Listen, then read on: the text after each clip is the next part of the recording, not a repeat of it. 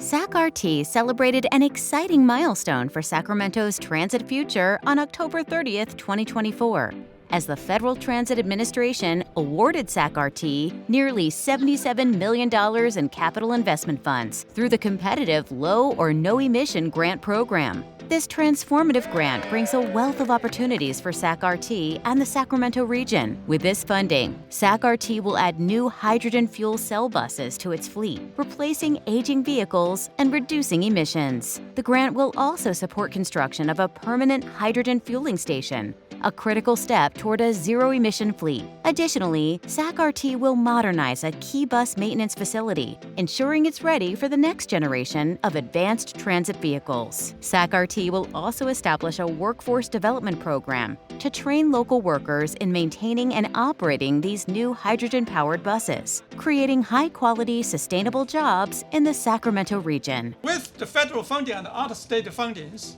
SacRT will be able to purchase up to 70 hydrogen fuel cell buses, one of the most advanced zero-emission technologies available today. I get up every day and I think about how can we have a better transit system, which leads to better air quality, which leads to a better economy, and this does all of those things. We have innovators like SacRT who always look ahead.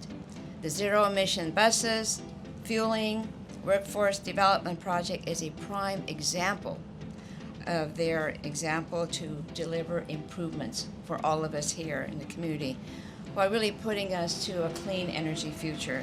We can make this happen. We're doing it right here in Sacramento. And then again, the way Sacramento goes is how California goes, and the way California goes is how the country goes. SacRT is such an important part of that. I think, number one, because of just how well run the organization is. Not to name any names, but when you compare them to some of their peer organizations in this space throughout the state, they do a lot better. They get a $77 million check, and you see the impact that it makes for the quality of life for our residents. The basis for all of this funding, and that is the bipartisan, President Biden's bipartisan, the Harris administration's bipartisan infrastructure law. What I like to see at events like this is the most funding for transit in the history of transit. So I want to thank all of you, congressional representatives, the senators, and the partnership at the state level and the local level. So now, thanks to ARCHES and President Biden, now we are focused on hydrogen, which, like many said, we didn't know if this was ever going to come, but clearly green hydrogen is the new buzzword.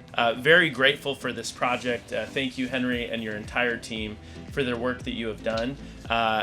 It's also not just good for our environment. This is also going to be good for our local economy and for our workforce. I want our federal partners and our state partners to all see how unified we are here, from Councilmember Kaplan in the north part of our county to Councilmember Rick Jennings on the south part of our county, to all of us working together for this movement forward.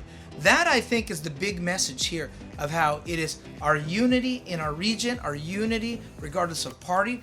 We get to see a peek at the future of what can be, as far as clean air, as far as more reliable transportation, as far as getting people jobs, high-paying jobs, where they can take care of their families. There's so much more that we will see, and we are going to see because of what we're doing today. This investment is more than just a grant. It's a powerful step toward a sustainable future and a stronger, more resilient community for all.